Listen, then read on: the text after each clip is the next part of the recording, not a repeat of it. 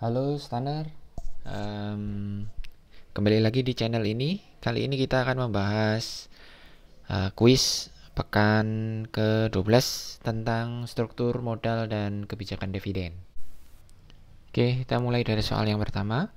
Perusahaan menghasilkan rate of return investasi lebih rendah dibandingkan dengan tingkat bunga utang. Rate of return misalnya 10%, tingkat bunga utangnya misalnya 11% gitu ya. Jadi di sini ada minus 1%. Ini disebut dengan unfavorable ini ya, yang tidak menguntungkan. Oke, kita lanjutin ke soal berikutnya. Mana dari berikut ini yang tidak termasuk firm financial structures? Berarti ini yang non interest bearing ya. Itu jawabannya adalah yang B. Ini common stock jelas, ini equity, long term debt ini ada bearing interestnya, short term bank notes juga ada bearing interestnya. Terus kemudian struktur modal perusahaan yang optimal adalah yang memiliki kombinasi sumber pembiayaan yang apakah meminimalkan risiko kesulitan keuangan. Ini tidak ya, karena kalau meminimalkan risiko kesulitan keuangan itu kan berarti tidak sesuai dengan konsep financial leverage. Berarti ini COC-nya, cost of capital-nya ini cenderung tinggi. Apakah memaksimalkan after tax earning? Ini kebalikannya ya. Kalau ini debt-nya tinggi, COC memang rendah, tetapi ada ancaman bankruptcy cost dan financial distress. Jadi ini juga enggak. Memaksimalkan total value dari utang dan ekuitas perusahaan. Nah ini mungkin jawabannya ya. Jadi antara debt plus equity dicari titik optimalnya. Terus berikutnya memaksimalkan favorable financial leverage. Ini benar dalam konteks berarti sisi debt-nya yang dimaksimalkan dengan fixed rate. Nah sebenarnya dari sini kalau konsep utuhnya adalah kemudian mencari gitu ya berapa titik optimal dari sisi equity. Artinya ini karena kita bicara kombinasi begitu ya, maka sebenarnya jawaban yang paling tepat di konteks soal ini adalah yang ini, memaksimalkan total value dari utang dan ekuitas perusahaan. Di dalamnya sudah termasuk favorable financial leverage gitu ya, supaya tidak miss, supaya tidak confuse. Oke, berikutnya WFO dapat memperoleh pinjaman 10% cost of capital WFO jika tidak menggunakan financial leverage adalah 11%. Berarti cost of capital unleveraged 11%. Kita tulis. Terus diketahui juga WFO memiliki debt to equity ratio 1, cost of debt 9, dan WACC 10%. Jadi ketika menggunakan debt gitu ya, maka artinya leverage ya, debt to equity ratio-nya 1, cost of debt-nya 9, dan WACC-nya 10. Ditanya cost of equity dari WFO dengan apa nih namanya, ketika WFO-nya adalah leverage. Maka kemudian kita bisa masukkan ke dalam rumus dari WACC itu adalah, ini berarti asumsinya no tax ya, no tax, masih di konteks Modigliani and Miller's teori. Jadi KWACC-nya itu sama dengan cost of debt dikalikan proporsi dari debt, debt per dibagi value ya, value ini debt plus equity, ditambah dengan cost of equity kali equity dibagi value dari perusahaan. Dari di sini debt plus equity. Nah, ini kalau rumus ini di rearrange, di substitusi, maka kemudian kita mendapatkan cost of equity itu sama dengan cost of capital unleveraged ditambah dengan cost of capital unleveraged kurangi cost of debt dikalikan debt per equity. Nah, ini kita masukin ke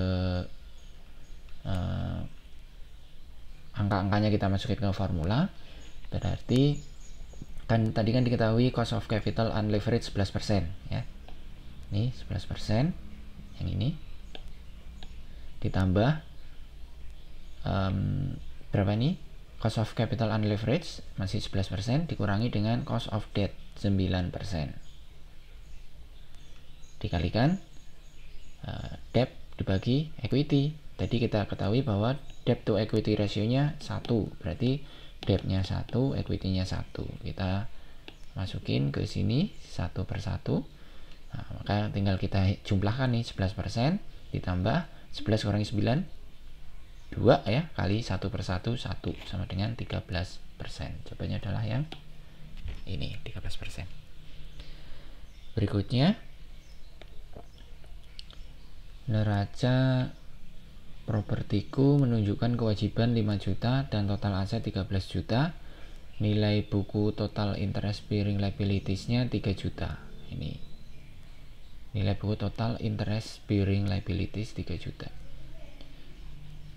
Ada excess cash, kelebihan kas 500.000, market value-nya 21 juta. Berapa debt to enterprise value ratio? Nah, kita langsung pakai formula ya. Debt to equity value sama dengan net debt dibagi enterprise value. Net debt kita dapatkan dari nilai buku total interest bearing liabilities yang 3 juta dikurangi dengan excess cash 500.000 dibagi dengan enterprise value. Enterprise value itu net debt ditambah dengan market value of equity. Berarti ini kita turunkan ke bawah ya, ini net debt ditambah dengan market value equity. Market value equity-nya 21 juta sama dengan, kalau kita jumlahkan 2,5 dibagi 20, ini berarti 2,5 tambah 21 ya, sama dengan 23,5. Hasilnya adalah 0,106. Jawabannya adalah yang ini. Berikutnya, mana dari pilihan berikut yang biasanya menjadi alasan perusahaan untuk memotong dividennya? Jadi dipotong ya, diturunkan. Apakah untuk menjaga harga perusahaan dalam kisaran optimal? Ya, ini tidak ya, karena ini stock split ya, atau dividend stock, bukan cutting dividend, bukan menurunkan dividen. Apakah perusahaan memiliki keyakinan tingkat dividen saat ini tidak berkelanjutan, berarti tidak sustain, tidak ada growth? Ini bisa jadi, kita note dulu. Kita lihat yang lainnya. Untuk menarik investor yang berorientasi pada pertumbuhan growth, nah ini malah justru sebaliknya ya. Jadi ini tidak, dengan di cut dividennya, investor malah semakin gak yakin.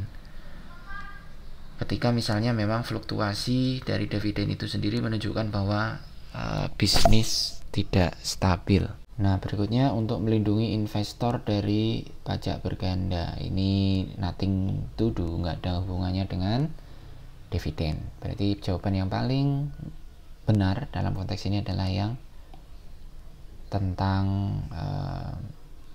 tingkat dividen yang tidak sustain. Jadi ya di-cut, diturunin.